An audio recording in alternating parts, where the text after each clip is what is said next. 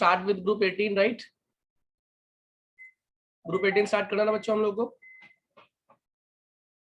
आया ना तो जवाब दे दो आप लोग, तो कम से कम आए हो जो।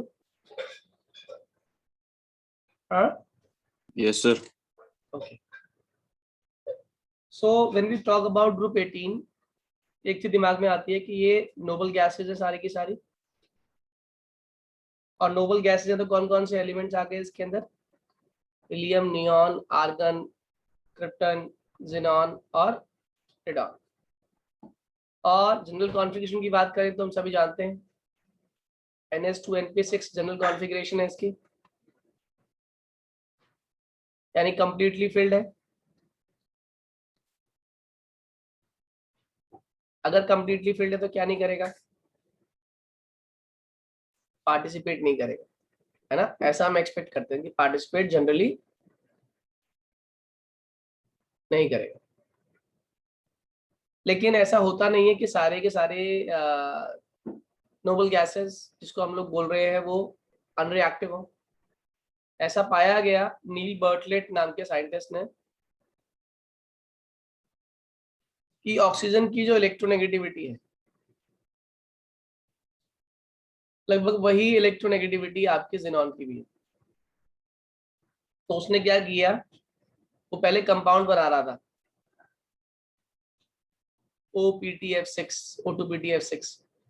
उसने क्या किया, उसको रिप्लेस करके वहां पे XC लिया है, XCPTF6 उसने कॉम्प्लेक्स बनाया और ये कॉम्प्लेक्स बना। तो इससे पता चल गया कि भाई जो मुझे लग रहा था कि नोबल गैस है पार्टिसिपेट नहीं करेगा, ऐसा नहीं है, पार्टिसिपेट करते हैं, लेकिन डिपेंडिंग अपॉन दी कंडीशन हम उसे क्या कंडीशन प्रोवाइड कर रहे हैं। ठीक है, अब कुछ पॉइंट्स हमें पता होने चाहिए।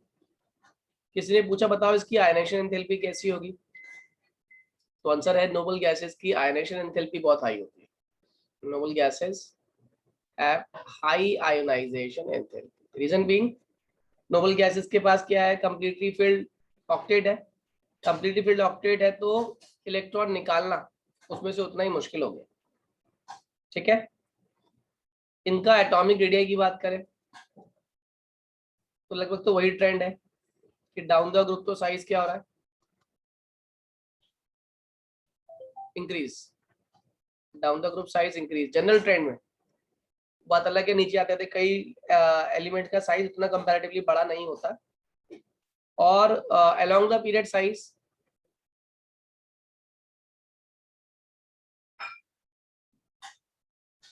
डिक्रीजेस। उसका साइज तो पता ही है सबको, साइज घटता है अलोंग द पीरियड। कह रहा है मेल्टिंग पॉइंट और इनका, क्योंकि ये इनके अंदर वंडरबल फोर्सेस होती हैं, तो मेल्टिंग पॉइंट और बॉइलिंग पॉइंट जो है नोबल गैसेस का बहुत लो होता है। क्यों होता है? क्योंकि इसके अंदर खाली because of weak dispersion force. इनके अंदर जो वंडरबल फोर्स है वो बहुत वीक है, क्योंकि ये मॉलिक्यूल भी फॉर्म नहीं करते, एटॉमिक फॉर्म में रहते हैं। तो इनके अंदर खुद के अंदर एटम के अंदर जो इंटरेक्शन है ना, बस वही इंटरेक्शन है। और वो कौन सी होती है? इंटर एटॉमिक इंटरेक्शन, जो कि जनरली क्या है, weak dispersion force. Am I clear?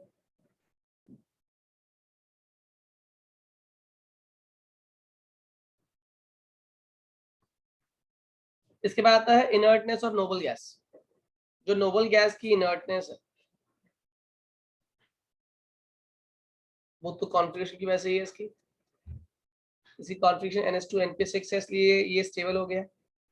तो ऑब्वियस सी बात है इसकी जो आयनेशन एंथैल्पी है वो हाई है, और दूसरा ये इलेक्ट्रॉन एक्सेप्ट नहीं करता। तो अगर आपको इसमें इलेक्ट्रॉन ऐड करना पड़ेगा तो इसकी electron gain enthalpy highly positive होगी।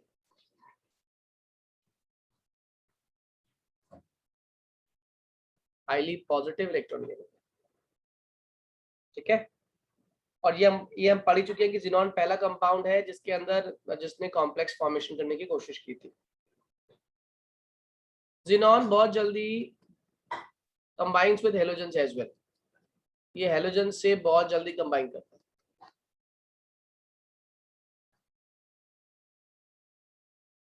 और ये फॉर्म करता है डिफरेंट टाइप के कॉरस्पॉन्डिंग कंपाउंड्स, जैसे binary compounds XeF2, XCF4, XCF6।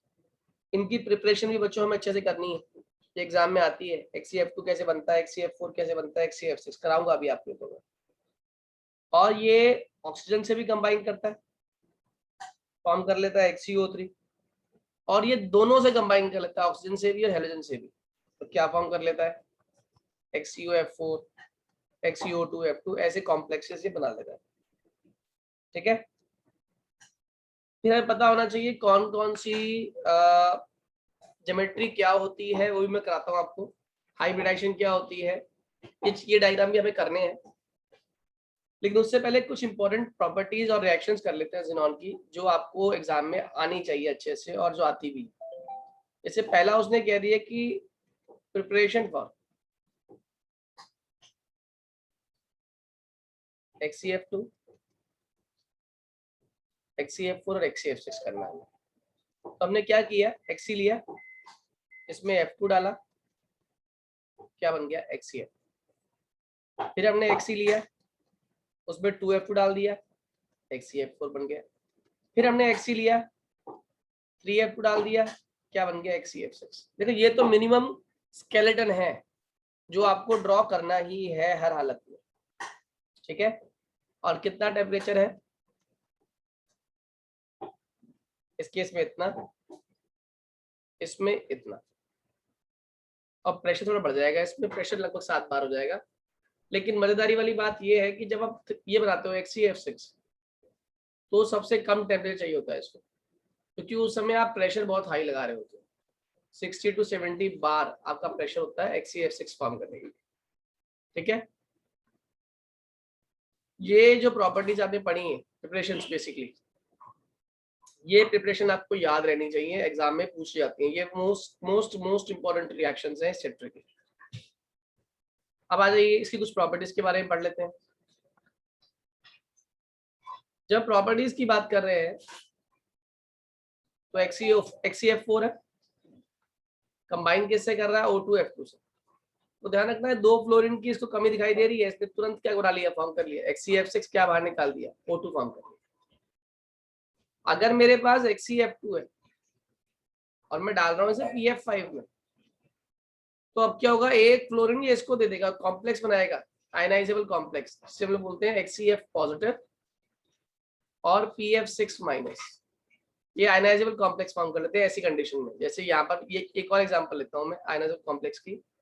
XCF4 में मैंने डाल दिया SbF5, तो क्या होगा, अब ये XCF3 हो जाएगा और इस पर चार्ज आ जाएगा प्लस, और ये हो जाएगा SbF6 और इस पर चार्ज हो जाएगा माइनस। ठीक है, तो ये छोटे छोटे फॉर्मूलाज आपको याद करने हैं। एक मेजर और इंपॉर्टेंट रिएक्शन, अगर XCF2 में पानी डाल दिया जाए, क्या डाल दें हम, वाटर ऐड करते हैं, तो वाटर ऐड करने पे it would result into formation of Xc, साथ में HF बाहर निकलता है और साथ में क्या बाहर निकलता है, O2। क्या कहा मैंने, XCF2 plus water gives Xc plus HF plus साथ में क्या बाहर निकलता है, तो आपने लिखा 2Xc इसको बैलेंस करने के लिए, क्योंकि यहाँ पे 2 लगाना पड़ेगा तब फ्लोरीन पूरा आएगा। तो 2Xc हो गया, 2Xc हो गया, F कितने हो गए, 4, यहाँ पर 4 लगा दिया, तो देखो H भी ऑटोमेटिकली बैलेंस हो गया आपका, H बैलेंस हो गया, F बैलेंस हो गया, और O2 आपका ऑक्सीजन कितना है, 2, ऑक्सीजन कितना है, 2, बैलेंस। तो ये वो रिएक्शंस है बच्चों जो हमें करनी ही करनी है, जिसका कोई ऑप्शन ही नहीं है, जिसको याद किए बगैर गुजारा है नहीं। आगे देखिए, अब उसने कहा क्या हुआ अगर मैं XCF4 में पानी डाल दूं, तो ध्यान रखना XeO3 HF और O2 बाहर निकलेगा। क्या कहा मैंने, क्या क्या बाहर निकलने वाला है, XeO3, ठीक, साथ में HF और साथ में O2। अब इसे बैलेंस कर लेंगे, बैलेंस करने के लिए अभी हम लोग यूज नहीं कर रहे, पर इसको बैलेंस करना है हमें। आप जो भी इनऑर्गेनिक केमिस्ट्री की रिएक्शन लिखोगे उसे आप बैलेंस करोगे। अब मान लो XCF6 ही है, X6 देखो फर्क है दोनों में, XCF6 में पानी डालोगे तो वो Xc फॉर्म नहीं करेगा, वो खाली क्या बनाएगा, XeO3 साथ में HF। दोनों का डिफरेंस याद कर लेना, अगर XCF4 में डाल रहे हो पानी तो Xc बनेगा, XeO3 बनेगा, HF भी बनेगा, O2 बनेगा, और अगर आप XCF6 में डाल रहे हो पानी तो फॉर्म करेगा XeO3 साथ में बनाएगा HF। क्लियर है, अब आगे सुनिएगा, XeF6 के प्रोडक्ट्स ना ज्यादा टूटते नहीं है, बेसिकली ज्यादा प्रोडक्ट फॉर्म नहीं करता ये। अब मान लीजिए मैं XeF6 की बात कर रहा हूँ और पानी डालता हूँ और यहाँ पे लिखता हूँ पार्शियल हाइड्रोलिसिस, ये इंपॉर्टेंट टर्म है। यहाँ पे अगर लिखा हुआ है एग्जाम के अंदर पार्शियल हाइड्रोलिसिस, तो ये ध्यान रखना, कंपाउंड तो अब भी वही बनेगा, ये बना देगा, लेकिन XeOF4 साथ में क्या बनाएगा, HF। ये इंपॉर्टेंट इसलिए है क्योंकि ये वाली रिएक्शन सेम सेम लग रही थी, लेकिन फर्क क्या हो रहा है, यहाँ पर हाइड्रोलिसिस कैसी हो रही है, पार्शियल, और पार्शियल हाइड्रोलिसिस में क्या बनता है आपका, XeOF4, साथ में क्या बाहर निकलता है, HF बाहर निकलता है। ठीक है, एक और रिएक्शन हम लोग कर लेते हैं। XeF6 में मैंने वाटर डाल दिया, तो ये कॉम्प्लेक्स बनने के चांसेस भी हैं बच्चों, XeO2F2 प्लस HF। मतलब मान लो अगर एग्जाम में आपको ये दे दिया कि XeF6 प्लस H2O, तो आप ये रिएक्शन भी कर सकते हो, और ये दिया तो ये भी रिएक्शन आप कर सकते हो, बट फर्क क्या है, बैलेंस आपको उसी हिसाब से करना पड़ेगा जो आप प्रोडक्ट फॉर्मेशन कर रहे हो, क्योंकि यहाँ पे कोई और स्पेसिफिक कंडीशन लिखी नहीं होती जिससे आप ये जज कर पाए कि यहाँ पर XeO2F2 बनना था या XeO3। दोनों ही रिएक्शंस आपकी करेक्ट होंगी अगर आप इनमें से कोई भी रिएक्शन लिख कर आओगे हाइड्रोलिसिस के लिए। Am I clear to all? जितने लोग जुड़े समझ आ रहा है? आरित्रा, आर्यन, मयंक, शिवांक, तवेश? Yes sir. बेटा वो रिएक्शंस है, सारी नहीं करा रहा मैं आप लोगों को, लेकिन ये वो रिएक्शन है जो आपने करनी है, जिसके आने के चांसेस ज्यादा होते हैं। ठीक है, अब इसके बाद कुछ इंपॉर्टेंट क्वेश्चन जो बोर्ड में आने के चांसेस ज्यादा होते हैं वो है इनके स्ट्रक्चर्स। ठीक है, और स्ट्रक्चर्स में भी आप याद रखिएगा कौन कौन से स्ट्रक्चर बहुत इंपॉर्टेंट है। मान लीजिए उसने आपसे कहा XeF6 बनाइए, तो XeF6 सभी को आता है, Xe के पास 8 इलेक्ट्रॉन आउटर मोस्ट में, तो 4 तो आपने कहाँ लगा दिए, स्क्वायर प्लेनर ज्योमेट्री में, एक ऊपर लगा दिया, एक नीचे लगा दिया, और साथ में लोन पेयर दिखा दिया। तो ज्योमेट्री क्या बन गई ऑटोमेटिकली इससे, distorted octahedral. Very good, distorted octahedral. ठीक है, ये डिस्टॉर्टेड ऑक्टाहेड्रल है। अगली आपसे कहा डायग्राम ड्रॉ करो आप लोग XeO3 का। कहानी वही है कि आपको पता है कि Xe के पास तो 8 इलेक्ट्रॉन है, उसमें से कितने इस्तेमाल कर रहे हो आप, 6 इस्तेमाल कर रहे हो, तो ऑब्वियस ही बात है ये ट्राइंगल तो बन नहीं पाएगा क्योंकि लोन पेयर मौजूद है। तो इसने क्या किया, due to presence of lone pair shape कैसी हो गई आपकी, पिरामिडल। क्या शेप आई आपकी, पिरामिडल। और ये पिरामिडल शेप क्यों आ रही है, कारण क्या है, कारण यही है कि इसके पास लोन पेयर प्रेजेंट है और लोन पेयर ने रिपल्शन ऑफर कर। फिर मैंने कहा आपसे ड्रॉ कीजिए XeOF4। क्या ड्रॉ करना है, XeOF4। सेम कहानी, पहले Xe लीजिए और यहां पर F ड्रॉ कर दीजिए 4। अब वो ड्रॉ करना है, बचा क्या आपके पास, एक लोन पेयर, सही है। आप ध्यान दीजिएगा ये जो ज्योमेट्री आपको दिखाई दे रही है इसमें लोन पे असर तो लगाएगा, लेकिन इसकी ज्योमेट्री जो है देखो, दिख तो ये स्क्वायर रहा था, लेकिन अब ये टूवर्ड्स O की तरफ बेंड होना शुरू हो जाएंगे, तो इस ज्योमेट्री को हम लोग क्या बोलेंगे, स्क्वायर पिरामिडल। O का बेस लेके ये चारों फ्लोरीन O की तरफ को बेंड होना शुरू हो जाएंगे due to the presence of this lone pair. ये लोन पेयर बॉन्ड पेयर को रिपेल कर रही है, जिसकी वजह से आपका जो स्ट्रक्चर बनेगा वो क्या बन जाएगा, आपका स्क्वायर पिरामिडल XeOF4 का। ओके, अब आ जाइए XeOF4 के बाद सिंपल क्वेश्चन पूछ लिया आपसे, मैंने कहा बताइए XeF4 बनाइए। आपने कहा सर वो तो बहुत आसान है, आपने Xe ड्रॉ किया, 4 फ्लोरीन ड्रॉ कर दिए, और इसके ऊपर एक लोन पेयर और नीचे एक लोन पेयर। बताओ बेनिफिट हुआ है नुकसान हुआ, बताइए, इज इट बेनिफिशियल और it is having a disadvantage? मुझे लगता है बेनिफिशियल हुआ। क्यों?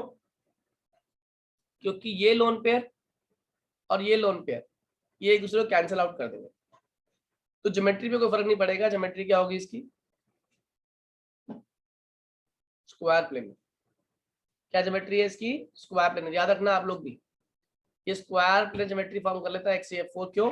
दोनों लोन पेयर एक अबव द प्लेन और एक बिलो द प्लेन होती है, एक दूसरे को कैंसिल आउट कर रही होती हैं, एक दूसरे के असर को कैंसिल आउट कर रही होती हैं, इसीलिए XeF4 क्या बनता है आपका स्क्वायर प्लेनर शेप। और यही बेनिफिट आपका XeF2 भी उठाता है। कैसे? Xe के पास एक फ्लोरीन ये रहा, एक फ्लोरीन ये रहा और 3 ये रहे लोन पे। अब इन दोनों का नेट रिजल्टेंट जा रहा है, इसका जा रहा है, ये कैंसिल कर रहे हैं, तो हमारे पास खाली शेप क्या दिखाई दे रही है XeF2 की लीनियर शेप। क्या शेप है? लीनियर। अब कुछ बातें जो हमें ध्यान रखनी है, XeF6 की पूछ रहा है आपसे हाइब्रिडाइजेशन, तो ध्यान रखना हाइब्रिडाइजेशन निकालते वक्त सिग्मा बॉन्ड्स और लोन पेयर काउंट होती है, तो 1 2 3 4 5 6 और एक 7, तो हाइब्रिडाइजेशन हो गई इसकी sp3d3। अगले वाले की बात कर लेते हैं, multiple bond is counted as single bond, 1 2 3 और एक 4, तो इसकी हाइब्रिडाइजेशन क्या हो गई sp3। यहाँ आ जाओ, 1 2 3 4 5 और 6, इसकी हाइब्रिडेशन क्या हो गई sp3d2। यहाँ आइए, 1 2 3 4 5 और एक 6, क्या हो गई हाइब्रिडेशन sp3d2। यहाँ पर आ जाइए, 1 2 3 4 और 5, क्या आ गई हाइब्रिडेशन sp3d। मेरी बात समझ आ रही है? ये सारे के सारे हम लोगों ने कंपाउंड बना लिए, इसके साथ साथ इसकी हाइब्रिडाइजेशन निकाल ली, और कहां पर ये कैसे इस्तेमाल होगा ये भी हमने कैलकुलेट कर लिया। ठीक, अब इसकी इसी एडवांटेज की वजह से हम जानते हैं इनके यूजेस कहां कहां पर होते हैं इनर्ट गैसेस के।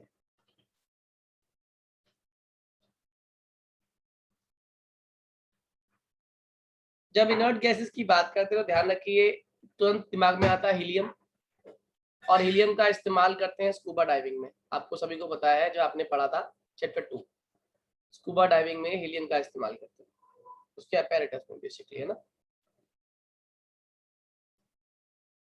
जितने भी बलून्स लगे होते हैं मीटेरोलॉजिकल डिपार्टमेंट में,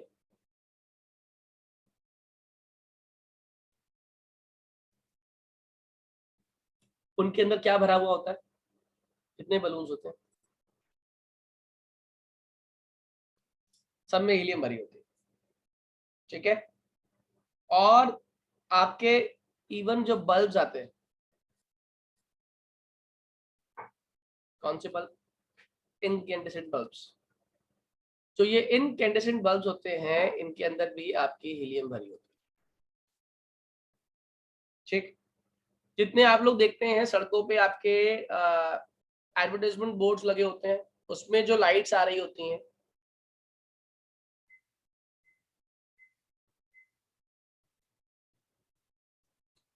वो सारी की सारी किससे बनी होती है? उसमें हम लोग नियॉन फील करते हैं, फ्लोरोसेंट लाइट्स होती है बेसिकली।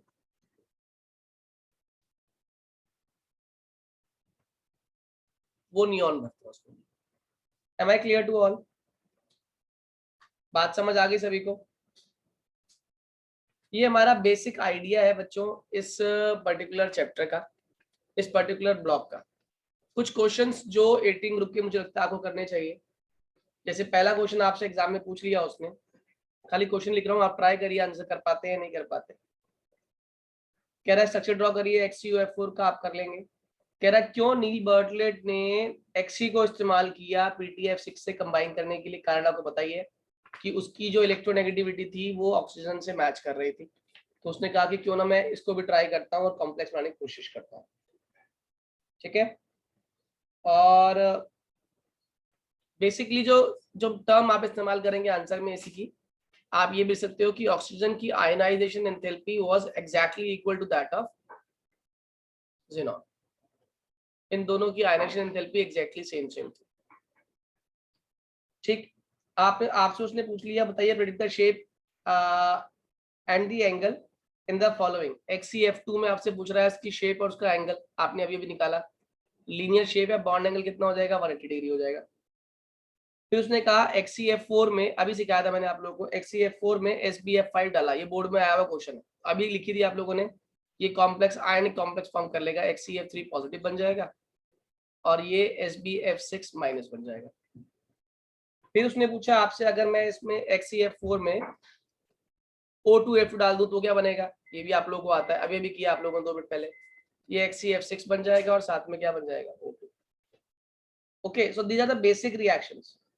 अब उसने कह दिया कि अगर मेरे पास XCF6 है और मैंने इसमें डाल दिया है H2O और वो भी एक्सेस में, देखो ध्यान रखो, अगर मैं इन जो ऊपर रिएक्शन लिखी थी ये वाली, अगर ये XeO3 बना रहा तो मैं इसे मान लेता हूँ कि ये एक्सेस में था, तब आप डिफरेंस कर सकते हो, ये एक्सेस में और ये लेस अमाउंट में और ये पार्शियल अमाउंट में। तो एक्सेस में है तो ध्यान रखिएगा XeO3 बनेगा, जो यहाँ पर भी ये क्वेश्चन पूछ रहा है एग्जामिनर, ये कह रहा है कि क्या होगा अगर मैं XCF4